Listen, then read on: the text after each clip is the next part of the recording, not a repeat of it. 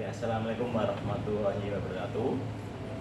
Perkenalkan, saya Hadi Gunawan, Cikiprang Angkatan 9 dari Kabupaten Tegal. Pada kesempatan hari ini, saya akan mewawancarai Bapak Kepala Sekolah SMK Negeri Basra, yaitu Pak Hartono, terkait dengan pengambilan keputusan. Izinkan ya Pak untuk mewawancarai Bapak. Yang pertama terkait dengan selama ini, bagaimana Bapak mengidentifikasi kasus yang merupakan dilema etika atau kecurangan moral? Terima kasih Mas. Di dalam proses pembelajaran, dalam perjalanan suatu lembaga khususnya punya pendidikan begitu apalagi SMK, tidak lepas dari permasalahan-permasalahan. Nah, untuk itu sebagai pemimpin, sebagai kepala sekolah harus melihat permasalahan itu sangat bijak. Permasalahan itu bersumber dari mana dan siapa.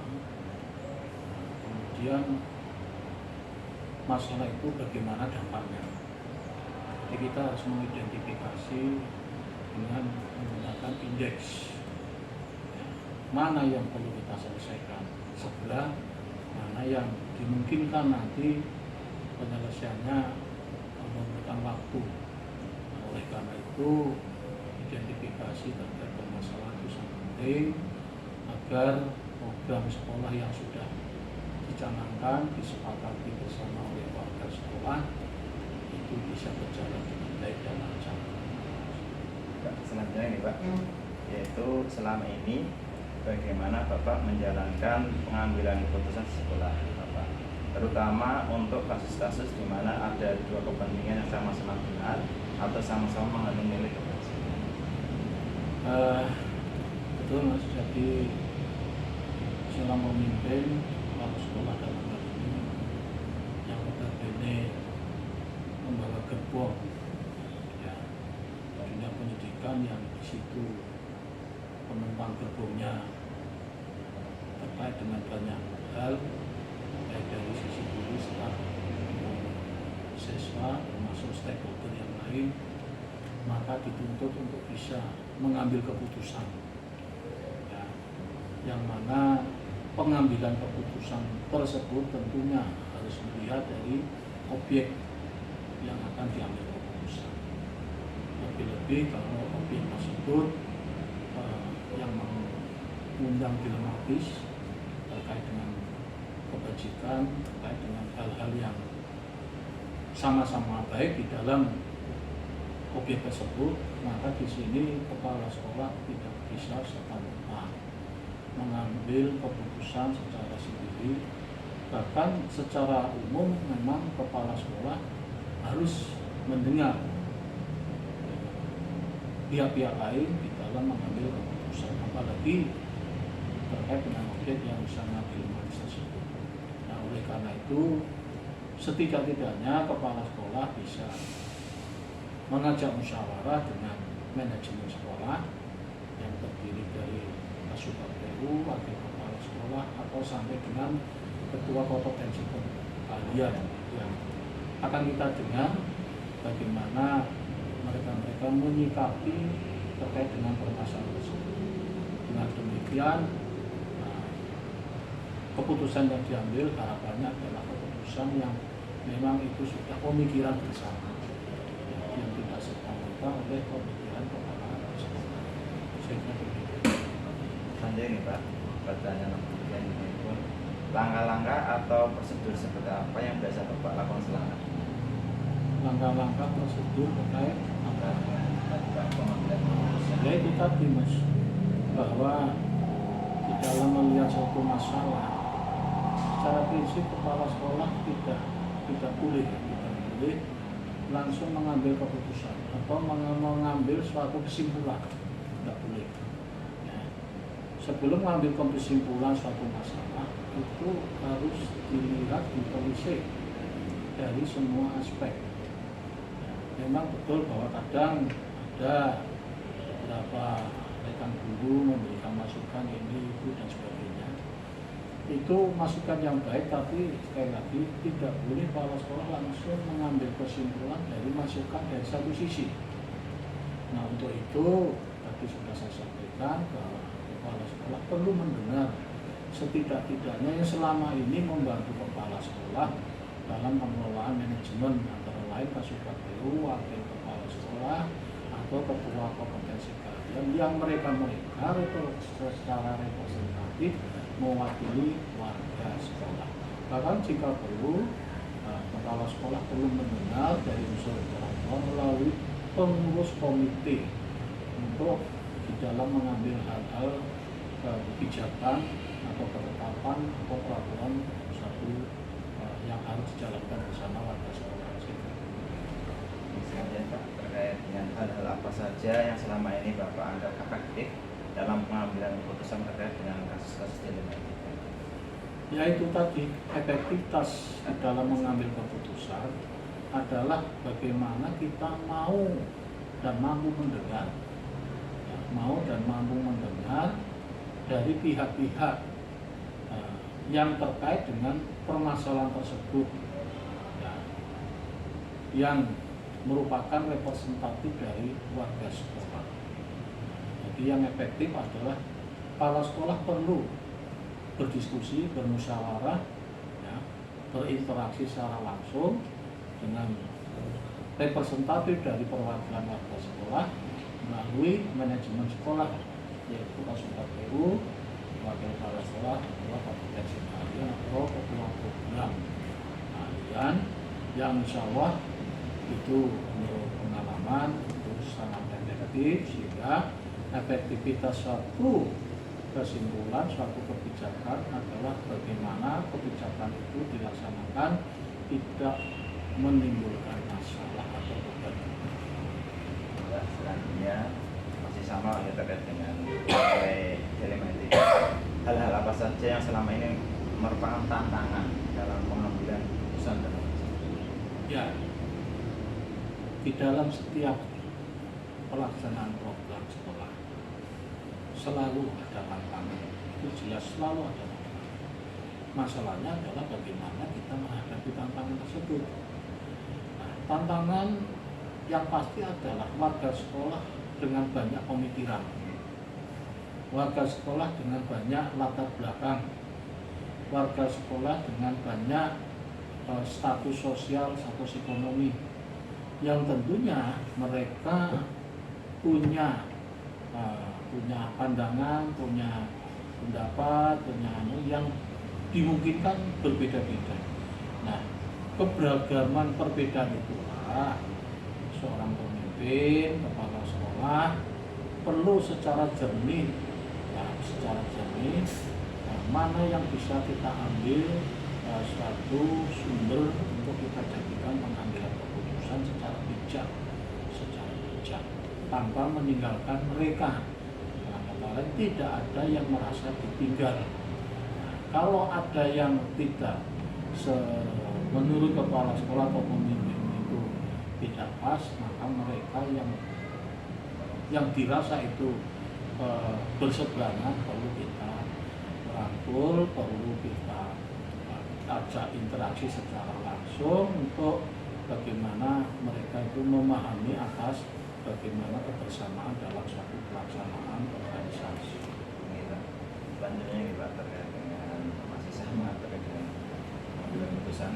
Apakah Bapak memiliki sebuah tata cara atau jadwal tertentu dalam sebuah penyelesaian kasus telematika? Apakah Bapak langsung menyelesaikan di tempat atau memiliki sebuah jadwal untuk menyelesaikannya? Tentu bentuk atau prosedur seperti apa yang akan Bapak lakukan? Ya betul, suatu masalah, suatu problem tidak boleh larut-larut, harus segera ditangani, harus dicarikan solusi, harus segera diselesaikan. Itu kunci. Karena kalau itu terlalu berlarut-larut akan berdampak pada semua aspek.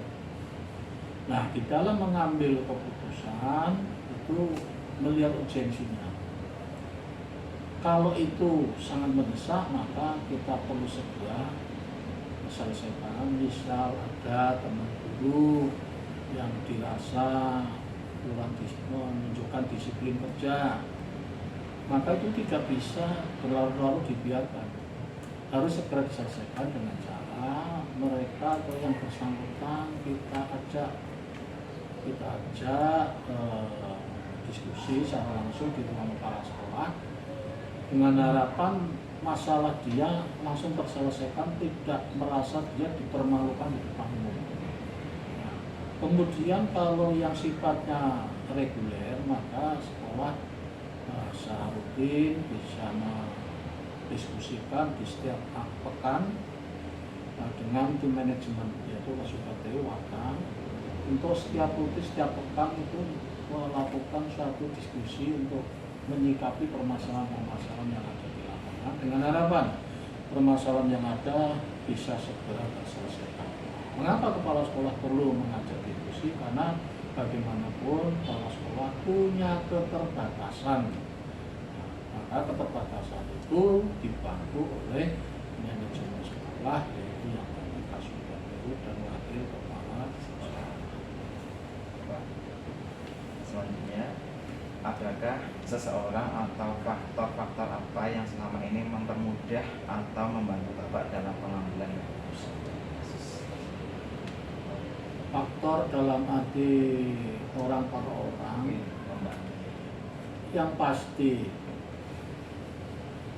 kepala sekolah tidak bisa bekerja sendiri di dalam melaksanakan tugas-tugas kepemimpinan, di dalam mengelola manajemen sekolah. Maka kepala sekolah perlu menunjuk beberapa guru atau staf untuk melaksanakan tugas tambahan selain sebagai guru, ya, untuk membantu tugas-tugas kepala sekolah. Nah, disinilah ya, kepala sekolah di dalam menunjuk itu perlu dihindari terkait dengan suka tidak suka, like and dislike perlu dihindari. Ya, yang perlu kita kedepankan adalah siapa mampu melaksanakan tugas sesuai dengan bidang tertentu. Karena masing-masing personel punya karakter, punya passion dan punya keahlian di bidang. Jadi inilah kepala sekolah tidak bisa menunjuk orang per orang karena dasar suka tidak suka, tapi berdasarkan dia mampu mengerjakan apa, sehingga dengan demikian in the place artinya apa? Bahwa menempatkan seseorang pada tempatnya itu betul-betul perlu dilakukan oleh kepala sekolah.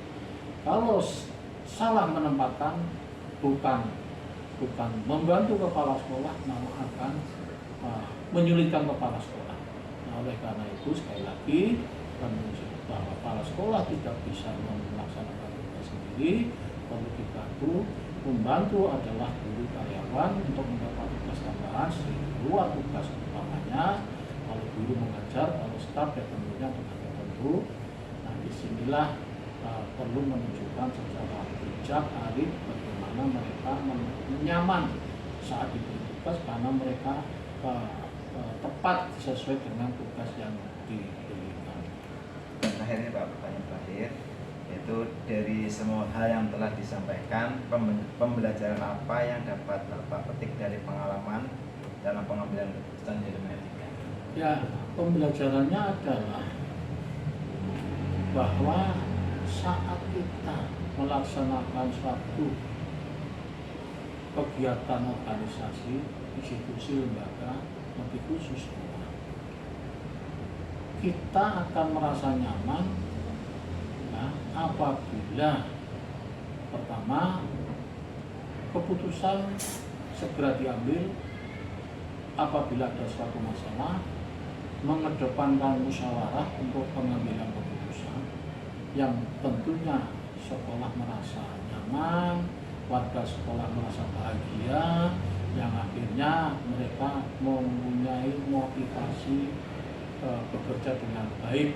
Jadi itu pembelajarannya bahwa kita harus menempatkan yang terbaik, yang pas pada posisinya, membuat teman-teman warga sekolah merasa nyaman, ya, tanpa ada intimidasi yang akhirnya dia juga tidak nyaman dalam belajar. Itu hal-hal yang pembelajaran yang perlu kita ambil, kita petik ya, di dalam melaksanakan satu organisasi. Terima kasih Pak. Terima kasih Mas Heri Gunawan, sehat selalu. Moga dalam melaksanakan kegiatan pemula akan dimudahkan dan bisa menerapkan ilmu-ilmu yang diambil diperoleh dari guru penggerak, bisa ikut memajukan sekolah khususnya SMK Negeri 2. Terima kasih. Assalamualaikum warahmatullahi wabarakatuh. Waalaikumsalam. Demikianlah sesi wawancara dengan Bapak Antono selaku Kepala SMK Negeri Besalawi. Kami ucapkan terima kasih. Assalamualaikum warahmatullahi wabarakatuh. Assalamualaikum warahmatullahi wabarakatuh. Perkenalkan, saya Heri Gunawan, Cikiprang Angkatan 9 dari Kabupaten Tegal. Di sini saya akan melakukan kegiatan wawancara yaitu terkait dengan modul 3.1 yaitu pengambilan keputusan terkait dengan kasus dilema etika atau rujukan moral. Dalam wawancara ini saya akan melaksanakan kegiatan sesi wawancara dengan Bapak Daniel selaku Kepala SMK Insan Mulia. Izinkan saya ya Pak untuk melakukan kegiatan wawancara terkait dengan pengambilan keputusan. Pertanyaan pertama, Pak Daniel, selama ini bagaimana Bapak dapat mengidentifikasi kasus-kasus yang merupakan dilema etika atau rujukan moral? Baik Pak, untuk pertanyaan ini kalau yang selama ini saya laksanakan atau saya hadapi, apabila terjadi suatu kasus terutama berkaitan dengan peserta didik, maka dilema etika perlu penanganan khusus. Artinya saya tidak mungkin turun langsung secara sendiri, tidak mungkin, pasti melibatkan unsur wali kelas, kemudian BK, bimbingan konseling, dan siswa. Namun kalau untuk yang berkaitan dengan teknik maupun bapak ibu guru dan tenaga pendidikan, itu saya melibatkan unsur-unsur yang seperti wakil kepala sekolah, kemudian juga dari komite, karena ini kan lebih apa ya,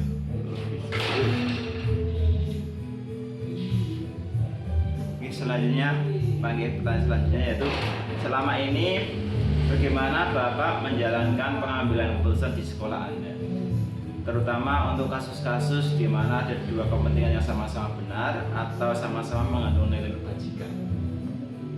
ya. Selama ini kalau kami ya mengambil suatu keputusan itu berdasarkan masukan dari banyak pihak. Tidak mungkin saya memutuskan sendiri, saya tidak, tapi meminta masukan dari berbagai pihak, ya stakeholder sekolah. Namun ya ada resikonya juga Pak. Jadi resikonya semakin banyak masukan, otomatis ya semakin banyak pemikiran-pemikiran, dan itu membuat resiko juga semakin besar gitu. Tapi kami selalu berusaha mengambil keputusan dengan resiko yang paling kecil.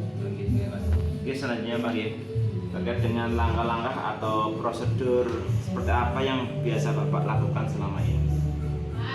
Seperti yang baru saja saya bilang ya Pak, jadi kami selalu mengambil suatu prosedur itu berdasarkan tahapan-tahapan yang sudah disepakati atau sudah dilaksanakan selama ini, dan prioritas kami selalu sama, yaitu mengambil sebuah keputusan dengan resiko paling kecil. Ya, Pak. Oke, pertanyaan selanjutnya ya Pak, hal-hal apa saja yang selama ini Bapak anggap efektif terkait dengan pengambilan keputusan pada kasus-kasus dilema etika?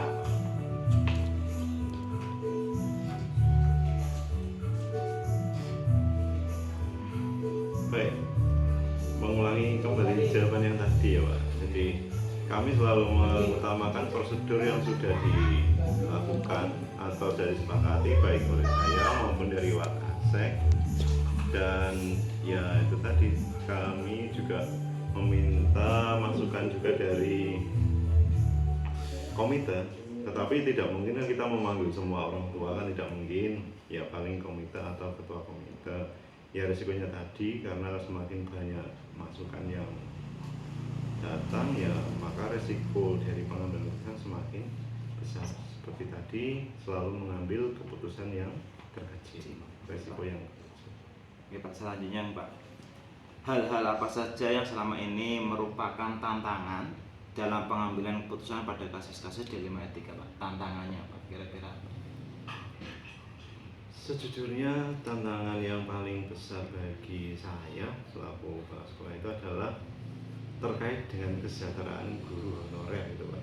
Ya, karena kita tahu sendiri ya, untuk guru itu kan sudah UMR ya, kita tahu sendiri kalau UMR di Kota Tegal sekarang sudah 2,5 lebih dari 2 juta, sedangkan kita sendiri bisa mengetahui kadang saudara kita atau teman kita yang masih honorer itu mungkin masih di bawah UMR. Itu sejujurnya itu yang menjadi tantangan terbesar bagi kami sebagai kepala sekolah. Selanjutnya Pak, apakah menurut Bapak memiliki sebuah tata kala atau jadwal tertentu dalam sebuah penyelesaian terkait dengan kasus dilema etika? Apakah Bapak langsung menyelesaikan di tempat atau memiliki sebuah jadwal untuk menyelesaikannya? Bentuk atau proses apa yang akan dijalankan Pak? Kalau untuk jadwal yang dibuat penjadwalan khusus tidak ada Pak. Itu kan situasional, kondisional ya, artinya permasalahan yang muncul ya kita hadapi, kita selesaikan dengan baik sesuai prosedur. Namun ya itu tadi, tetap mengambil masukan atau meminta masukan dari berbagai stakeholder yang ada, baik itu dari Wakasek, dari unsur komite jika memang diperlukan, dengan tujuan mengambil keputusan dengan resiko paling kecil. Ya, Pak. Pertanyaan selanjutnya Pak, apakah atau adakah seseorang atau faktor-faktor apa yang selama ini mudah atau membantu Bapak dalam pengambilan keputusan terkait dengan kasus-kasus dilema etika? Ya, untuk pihak-pihak yang membantu sebenarnya banyak kan, seperti yang tadi saya sampaikan ya, dari unsur Wakasek, dari Bapak Ibu guru, dari mungkin staf pendidik, tenaga pendidikan, kemudian dari komite. Namun ya saya juga mempunyai seorang panutan, yaitu Rasulullah SAW, yang dimana beliau adalah selalu mengambil keputusan dengan bijaksana. Itu adalah salah satu panutan teragung atau yang paling saya panuti. Itu karena terkait dengan itu Pak, agama kita juga ya. Terus pertanyaan terakhir Pak, terkait dengan pertanyaan dilema etika, yaitu dari semua hal yang telah disampaikan, pembelajaran apa yang dapat Bapak petik dari pengalaman terkait dengan keputusan dilema etika Pak? Yang jelas saya pasti belajar dari pengalaman Pak. Jadi pengalaman sudah pernah terjadi di masa lalu atau kemarin terjadi, itu jangan sampai terulang lagi. Jadi harapannya kita tidak pernah jatuh di lubang yang sama ya, kalau kata pepatahnya seperti itu nih. Ya memang mungkin banyak teori yang menyatakan untuk permasalahan ini dengan teori seperti ini, tetapi kan untuk penerapan atau apa ya istilahnya,